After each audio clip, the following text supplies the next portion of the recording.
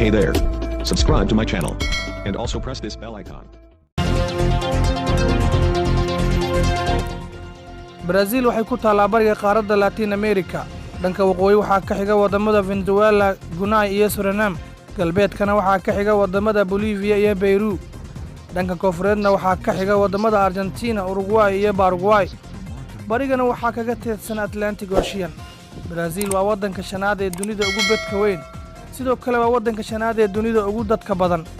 waxayna xad la leedahay dhammaan wadamada Latin America marka laga reebo wadamada Chile iyo Ecuador.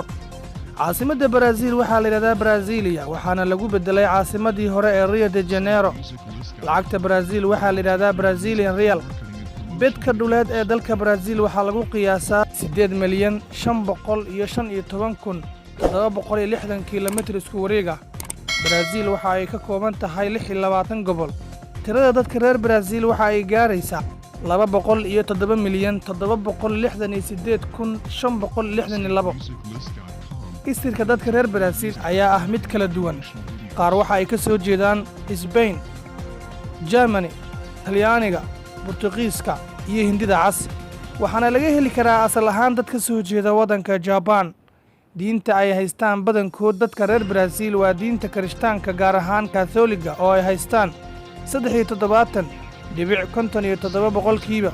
diinta Islaamka ayaa waxaa aaminsan 0.02%. luqadda dalka Brazil waa afka Portugiiska, waxaana sidoo kale looga hadlaa Isbaanishka iyo afka Ingiriisiga oo aad looga hadlo goobaha dalxiiska. dhaqaalaha Brazil ayaa ah mid aad u kobcaya waayihii ugu dambeeyey, waxaana suuragal ah in Brazil ay dhaqaale ahaan kala soo muuqato saaxadda wadamo fara badan sida India. Brazil waxaa dhaqaalaheeda sare u qaaday dhinacyo badan sida dalxiiska. Brazil waxa ay sidoo kale dhaqaalaheeda ku tiirsan yahay beeraha. Brazil waxa ay soo saartaa wax soo saar aad u fara badan oo ugu horeeya bunka. sidoo kale waxaa ku jira gaadiidka. Brazil waxa ay helaysaa sharikado fara badan oo caalami ah oo wada mashaariic horumarineed. waxayna Brazil soo saartaa gawaarida iyo diyaaradaha. qaybaha awoodaha maamulka siyaasadda ee dalka Brazil ayaa kala ah golaha fulinta, golaha sharci dejinta iyo golaha garsoorka ama maxkamadda. Brazil waxaa ku yaala meelo loo dalxiis tago sida magaalada Rio de Janeiro, São Paulo iyo Brasilia.